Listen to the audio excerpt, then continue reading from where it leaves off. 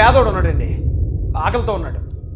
ఎప్పటి నుంచో ఆకలితో పడుకుంటే ఎవరో ఒక ఆయన పెద్ద ఆయన వచ్చి అడుగు బ్రెడ్ ఇచ్చాడు. ఆ బ్రెడ్ ఇస్తే ఆ ఆకలి మీద ఉన్న అతను ఎంతో కష్టంగా లేచి పైకి లేచి ఆ బ్రెడ్ తిందాం అనుకునే సమయంలో ఎవరో నలుగురు వచ్చి బ్రెడ్ లాక్కున్నారు. ఆ బ్రెడ్ లాక్కున్నప్పుడు అసలే ఆకలి, ఓపిక లేదు, వాళ్ళతో ఆయన వాదించలేడు. ఈలోప దారిలో వెళ్తున్నాడు పోలీస్ ఆయన. సార్ ఇలా ఇలా జరిగిందని నాకు ఆయన బ్రెడ్ ఇచ్చాడు, లాక్కున్నారని. ఆ చుట్టుపక్కల చూసే మనం ఆ ప్లేస్లో మీరు ఉంటే, అరే ఏంట్రా అమాయకుడి దగ్గర బ్లడ్ లాక్కున్నారు, తప్పు కదా, ఆ నలుగురు బలవంతులు కదా, అరే ఏమి తెలియనోడికి ఆ పేదోడికి ఆకలితో ఉన్నోడి దగ్గర లాక్కున్నాడని కనీసం ఖచ్చితంగా అందరూ బాధపడతామండి. పోలీస్ అయిన దగ్గరికి వెళ్తే ఆయన్ని కూడా న్యాయం చేస్తాడే, బ్రెడ్ ఆయనకి ఏదో నాటకాలు ఆడుతున్నావా, ఎవరా బ్రెడ్ ఎవరా అని చెప్పి తిరిగి ఇప్పించేస్తాడు. లేదో ఒకవేళ పోలీసు వాళ్ళు అక్కడ లేకపోతే ఈయన కానీ అవకాశం ఉండి కోర్టుకు వెళ్తే జడ్జి గారు కూడా బుద్ధి ఉందా లేదా, ఓ పేదోడి దగ్గర బ్రెడ్ లాక్కుంటారా, ఎవరో ఇచ్చారు ఆయన ఆకలి తీర్చడానికి, ఎదోలారు తిరిగి ఇవ్వండి అంటాడండి. మనుషులు అందరి దగ్గర ఉందండి మానవత్వం. భారతదేశంలో ఆ కులం ఈ కులం, ఆ మతం ఈ మతం అని కాదండి, ప్రతి మనిషి కూడా స్పందిస్తాడు. ఈ భారతదేశ గడ్డ మీదే ఆ జాలి కనికరం అనేది ఉన్నదనుకుంటా, స్పందిస్తాడు కదా. అయితే ఇప్పుడు ఇక్కడ జరుగుతున్న ఈ విషయం ఉంది చూడండి, ఇది కూడా సేమ్ అలాంటిదే. నిన్న సోషల్ మీడియా అంతా ఒకటే వార్త అండి, ఎస్సీలు ఎవరైనా మతం మారితే వాళ్ళకి రిజర్వేషన్లు వర్తించవని గౌరవ సుప్రీంకోర్టు వారు ఇచ్చిన ఒక తీర్పుని మొత్తం అన్ని మీడియా ఛానల్స్, అందరూ యూట్యూబర్స్ అదే పాట పాడారు, అదే న్యూస్ని చెప్పడం జరిగింది. అయితే ఆ పేదరికంలో ఆకలితో పడుకునున్న ఆ వ్యక్తి దళిత సమాజానికి సాదృశ్యం అయితే, ఆ తీసుకొచ్చి ఇచ్చిన బ్రెడ్ ఆ రిజర్వేషన్స్ అండి. ఆ ఇచ్చిన వ్యక్తి ది గ్రేట్ బాబాసాహెబ్ అంబేద్కర్ గారు. ఆ దారం వెళ్తున్నప్పుడు ఒక నలుగురు అది నచ్చనోళ్ళు లాక్కునే ప్రయత్నిస్తూ ఉంటే అక్కడ సమాజం ఉంది చూడండి, ఆ సమాజం అంతా కూడా ఏంటి అది తప్పు చేస్తున్నారు మీరు, బలహీనంగా ఉన్నాడు, ఇది ఆకలితో ఉన్నాడు, ఎందుకు లాక్కుంటున్నారు అని ఖచ్చితంగా బాధపడతారు చూడండి. అలా బాధపడాల్సిన పరిస్థితి అండి ఇది. సమాజం మొత్తం ఈ రోజున ఎక్కడున్న ఓసీలు, బీసీలు, ఎస్టీలు, హిందువులు, ముస్లింలు అందరూ కూడా దళితులను చూసి జాలిపడాల్సిన సమయం ఇది. ఎందుకు జాలిపడాలి అంటే నేను చెప్తానండి. ఇప్పుడు మనకి ఇక్కడ 4 వర్గాలు ఉన్నాయండి, OC, BC, SC, ST. Muslims ఎలాగ మైనారిటీలు ఉంటారు కాబట్టి వాళ్ళు ఇందులో ఏదో ఒక చోట ఉంటారు. కొంతమంది బీసీలో ఉన్నారు ముస్లిమ్స్, కొంతమంది ఓసీలో ఉన్నారు. మన భారతదేశంలోనే ఇవి 4. అయితే కొంతమంది అనేది ఏంటి, క్రిస్టియన్గా మారిన తర్వాత అందులో కులాలు ఉండవు కాబట్టి కులానికి ఇచ్చిన రిజర్వేషన్ వర్తించదు అన్నారు. అయితే ఇప్పుడు కులానికి ఇచ్చిన రిజర్వేషను ఎస్సీకి ఒకటే కాదు కదా ఇస్తా, నిజానికి కులానికి కాదు ఇస్తా, అది వేరే సబ్జెక్ట్ అనుకోండి. రిజర్వేషన్ ఎవరెవరికి ఉంది, ఎస్సీకి ఉంది, ఎస్టీకి ఉంది, బీసీకి ఉంది, ఓబీసీలో, ఇప్పుడైతే ఓసీకి కూడా ఉంది, ఈడబ్ల్యూఎస్. సో మొత్తం 4 వర్గాలకి రిజర్వేషన్లు ఉన్నాయి. ఇప్పుడు ఏం జరగాలండి, ఎవడన్నా మతం మారితే కులం పోవాలి, కులానికి వచ్చిన రిజర్వేషన్ కూడా పోవాలి. అదే కదా కొద్దిమంది సోదరులు అడిగే ప్రశ్న. సరే ఇప్పుడు ఎస్సీ మతం మారాడు, మతం మారిన తర్వాత ఇతను బీసీసీ అయిపోతున్నాడు, ఇతను రిజర్వేషన్ రద్దు చేసేయాలి, కులం పోతుంది అంటున్నారు. పోనీ అదే న్యాయం అనుకుందాం కాసేపు. మరి ఎస్టీ ఉన్నాడు, మరి ఇతను మారిన తర్వాత ఇతను ఎస్టీగానే ఎందుకు కొనసాగుతున్నాడు? బీసీ ఉన్నాడు, ఇతను క్రిస్టియానిటీలోకి వెళ్ళాక కూడా బీసీఏ. ఓసీ ఉన్నాడు, ఇతను క్రిస్టియానిటీలోకి వెళ్ళాక కూడా ఈడబ్ల్యూఎస్ రిజర్వేషన్కి అర్హుడే. ఇది అన్యాయం కదండి. ఒక వ్యక్తి దగ్గర, అది ఒక బలహీనుడి దగ్గర రాజ్యాంగం ఇచ్చిన ఒక హక్కుని ఎవరైనా లాక్కుంటున్నప్పుడు, అది అఫీషియల్గా లాక్కుంటున్నప్పుడు, ఇప్పుడు అక్కడ నలుగురు ఎవరో పనికిమాలలో లాక్కున్నారని చెప్తున్నాను, అదే పరిస్థితిలో పోలీసు అధికారి వచ్చి లాక్కుంటుంటే అది ఎంత అన్యాయం అండి. అది కాపాడాల్సిన పోలీసే. లేదు అదే పరిస్థితిలో ఒక జడ్జి గారు వచ్చి లాక్కుంటే, ఒక ఎమ్మెల్యే గారు వచ్చి లాక్కుంటే అతని చేతిలో ఉన్న బ్రెడ్ని, ఓ ప్రధానమంత్రి గారు వచ్చి లాక్కుంటే అది అన్యాయం కదా సార్. ఇది నేను ఎవరినో నొప్పించాలనో ఎవరితోనో వాదించాలనే ఉద్దేశం కాదు. న్యాయమా అన్యాయమా అంతే. ఇప్పుడు ఒకవేళ నిజమేండి ఎస్సీ మతం మారితే బీసీసీలోకి వెళ్ళిపోవాలన్నారు కదా, సరే ఓకే, అయితే బీసీ మతం మారితే ఓసీసీలోకి పంపించేయండి, అంతే కదా. ఓసీ మతం మారితే ఈవీఎస్ రిజర్వేషన్కి అనర్హం చేసేయండి, ఎస్టీ మతం మారితే ఇతను కూడా బీసీసీలోకి పెట్టేయండి. అప్పుడు మొత్తం అందరికీ కూడా అది వర్తిస్తుంది. ఎవడన్నా క్రిస్టియానిటీలోకి వెళ్తే వెళ్ళినప్పుడు అతనికి రాజ్యాంగం ఇచ్చిన హక్కును వదులుకోవాల్సి వస్తుంది. ఈ ఏదైతే రిజర్వేషన్లు ఉన్నాయో ఖచ్చితంగా పై వర్గం ఏదైతే ఉందో దానిలోకి వెళ్ళిపోవాల్సి వస్తుంది. అంటే అది అది ఒక న్యాయం ఒక రకంగా. సరే ఓకే, అందరికీ ఉంటే. కానీ ఇక్కడ ఎవ్వరికీ లేకుండా సార్ ఒకసారి ఆలోచించండి పెద్ద మనసుతో. ఇప్పుడు నేను చాలామందిని చూశాను, చాలామంది వీడియోలు మాట్లాడారు దీని మీద.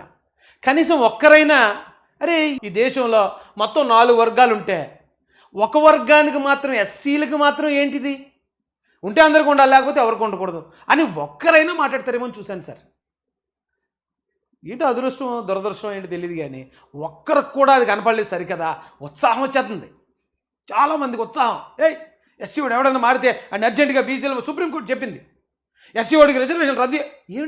ఏంటి ఇప్పుడు ఒక ఇంట్లో 4 అన్నదమ్ములు ఉన్నారు. ఆ ఇంట్లో 4వ వాడు కొంచెం బలహీనంగా ఉన్నాడు. 3 అన్నదమ్ములు తల రూపాయి సాయం చేసి నిలబెట్టాలనుకోవాలి అంతే తప్ప ఆ బలహీనంగా ఉన్న ఆ తమ్ముడిని ఆడిని ఇంకా తొక్కేసి అణగ తొక్కేసి ఆడి వాట కూడా మనం పనిచేసుకుందాం అనుకోవటం ఇది ఎంతవరకు న్యాయం సార్? అసలు ఈ రూల్ ఎప్పుడు వచ్చింది? మన భారతదేశంలో కొన్ని వ్యవస్థలు ఉన్నాయి. అన్నిటికన్నా స్ట్రాంగ్ వ్యవస్థ రాజ్యాంగం. ఈ రాజ్యాంగం ద్వారా పార్లమెంటు, ఇందులోకి శాసనసభ కూడా వస్తుంది అనుకుందామండి. రెండోది కోర్టులు. ఇలా నడుస్తుంది మన వ్యవస్థ. ఈ రాజ్యాంగంలో ఏదైతే ఉందో దాన్ని యథాతథంగా పాటించాలి పార్లమెంట్లో ఉన్న నాయకులు. ఒకవేళ పార్లమెంట్లో ఉన్న రాజకీయ నాయకులు ఏమన్నా అది సరిగ్గా పాటించకపోతే, ఆ హక్కులన్నీ సరిగ్గా ఇవ్వకపోతే కోర్టు దాన్ని అడ్డుపడవచ్చు. కోర్టు అడ్డుపడి మీరు పార్లమెంట్ ఇలా చేస్తుంది ఏంటి, రాజ్యాంగంలో అలా కదా ఉంది, మీరు ఎందుకు ఇలా చేస్తున్నారు అని కోర్టు రాజ్యాంగాన్ని కూడా కంట్రోల్ చేసే శక్తి ఉంది. ఇది రాజ్యాంగం ద్వారా అంబేద్కర్ గారు ఇచ్చిన వ్యవస్థ ఇది. అయితే ఇక్కడే ఒక చిన్న లాజిక్ ఉందండి. ఇప్పుడు ఏమంటే నేను పాస్టర్నండి కానీ ఎస్ఎస్టీ కేసు పెడతానండి అని వెళ్తే అప్పుడు సుప్రీంకోర్టు ఏం చెప్పిందంటే, బాబు ఎవరైనా దళితుడు మతం మారితే అతను ఎస్సీగా గుర్తింపబడడు కాబట్టి అది వర్తించదని కోర్టు కొట్టేసింది. అంటే ఇక్కడ కోర్టు తప్పేమన్నా ఉందా? ఏం తప్పలే. అది ఎక్కడుంది? రాజ్యాంగంలో ఉంది. మరి రాజ్యాంగంలో ఉన్నది యథాతథంగా పాటించాలి కదా రాయేష్ అంటారు కొంతమంది నా సోదరులు. రాజ్యాంగంలో ఉన్నది యథాతథంగా పాటించి తీరాలి. కానీ అఫీషియల్ అన్యాయం అని ఈరోజు నేను తమ్నైల్లో కూడా పెట్టాను చూడండి. అఫీషియల్ అంటే ఏంటి? అధికారికంగా అన్యాయం చేయటం. జనరల్గా అన్యాయం అనేది ఎవరు చేస్తారు? చీకట్లోనో చాటునో మూటునో అలా జరుగుతూ ఉంటాయి.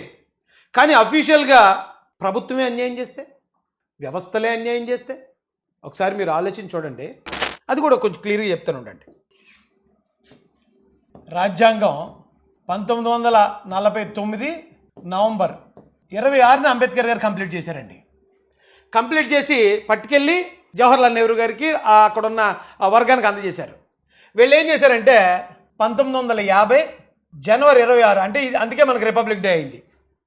ఈ డేట్ నుంచి రాజ్యాంగం అమల్లోకి వచ్చి రాజ్యాంగ ప్రకారం పరిపాలించాలనేది రిపబ్లిక్గా మనం ప్రకటించుకున్నాం.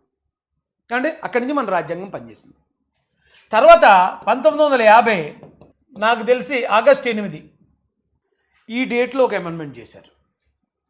చాలామంది అన్నారు అవును అమెండ్మెంట్ జరుగుతాయి కదా, అమెండ్మెంట్ జరిగితే మనం పాటించాలి కదా, గతంలో లౌకిక రాజ్యం లేదు తర్వాత అమెండ్ చేశారు ఇప్పుడు మనం పాటిస్తున్నాం కదా. ఇది కూడా కొంతమంది సోదరులు అడుగుతున్నారు. అయితే అమెండ్మెంట్ వేరు. అమెండ్మెంట్ చేయాలంటే పార్లమెంట్లో ఎంపీలు ఎంతమంది ఉండాలి, వాళ్ళందరూ చేతులెత్తాలి, అన్ని పార్టీలు సపోర్ట్ చేయాలి, అప్పుడు అమెండ్మెంట్ జరగాలనేది రాజ్యాంగం ప్రకారం వచ్చిన రూలు. కానీ ఇక్కడ జరిగింది అమెండ్మెంట్ కాదండి. ఇక్కడ ఏం జరిగింది? 1950 ఆగస్టు 10 నాటండి జారీ చేసిన రాజ్యాంగం షెడ్యూల్ కులాలు వస్తారు. 1950 భారతదేశంలో నిర్దిష్ట కులాలు జాతులు లేదా తెగలను షెడ్యూల్ కులాలుగా గుర్తిస్తుంది. మొదట్లో ఈ హోదాను హిందువులకు మాత్రమే పరిమితం చేసింది. తర్వాత సిక్కులు మరియు బౌద్ధులను చేర్చడానికి సవరించబడింది. ఏంటండి ఇది? ఉత్తర్వు, రాష్ట్రపతి ఉత్తర్వు. అప్పుడు రాష్ట్రపతి గారు ఉన్నారు, నాకు తెలిసి బాబు రాజేంద్ర ప్రసాద్ గారు, ఆయనే కదా మొట్టమొదటి రాష్ట్రపతి మనకి. ఆ రాష్ట్రపతి గారు ఏం చేశారు? ఒక ఉత్తర్వు జారీ చేసి జస్ట్ లైక్ దట్, ఒక లెటర్. అది అమెండ్మెంట్ కాదండి, పార్లమెంట్ ఆమోదించిన అమెండ్మెంట్ కాదు. అంబేద్కర్ గారు రాసిన రూల్ అసలే కాదు. అంబేద్కర్ గారు ఎప్పుడు 1949 నవంబర్లోనే 26లో ఇచ్చాడు ఆయన రాసేసి, అప్పుడు ఇది లేదు. కానీ ఇక్కడికి వచ్చేటప్పటికి 1950 జనవరి 10వ తారీఖున అమెండ్ చేశారు దీన్ని. ఆ అమెండ్మెంట్ కూడా పార్లమెంట్ అంతా కూర్చుని ఎంపీలు అందరూ కూర్చుని ఎస్ ఇది జరగాల్సిందే, ఇది ఉండాల్సిందే అని చేతులెత్తి చేసింది కాదండి. జస్ట్ లైక్ ఒక లెటర్. ఆ లెటర్ ద్వారా ఈ అమెండ్మెంట్ చేశారు. 1950లో ఈ భారతదేశాన్ని పరిపాలిస్తున్న పార్టీ భారత జాతీయ కాంగ్రెస్. ఈ కాంగ్రెస్ పార్టీ అప్పుడు జవహర్లాల్ నెహ్రూ గారి ఆధ్వర్యంలో నడుస్తున్నప్పుడు ఏ కులానికి లేకుండా ఓసీకి లేదు, బీసీకి లేదు, ఎస్టీకి లేకుండా ఒక్క ఎస్సీలకు మాత్రమే మత స్వేచ్ఛను హరించే ఆర్డర్ తీసుకొచ్చింది కాంగ్రెస్ పార్టీ తీసుకొచ్చింది. సరే ఓకే, అప్పుడున్న పరిస్థితుల్లో లేదా ఒత్తిళ్ళ వల్ల మరొకటి చేశారు అనుకోవచ్చు. కానీ ఇందిరాగాంధీ గారు చేశారు 2 సార్లు ప్రధానమంత్రి, రాజీవ్ గాంధీ గారు చేశారు ప్రధానమంత్రిగా. ఆయన తర్వాత సోనియా గాంధీ గారు, మన్మోహన్ సింగ్ గారి ఆధ్వర్యంలో సోనియా గాంధీ గారు పరిపాలించారు. అప్పుడు కూడా అరే ఈ రూల్ ఒక ఎస్సీలకు మాత్రమే పెట్టాం, తీసేద్దాం అనే దయ కలగలేదు ఎస్సీల మీద. ఒకవేళ అప్పుడు పెడితే పెట్టారు, తర్వాత ఎందుకు తీయలేదు, ఎందుకు ఈ ఆటంకాన్ని? ఇప్పుడు ప్రెసిడెంట్ గారు అంటే రాష్ట్రపతి గారు లెటర్ రాశారు, అది వచ్చేసింది ఆర్డర్.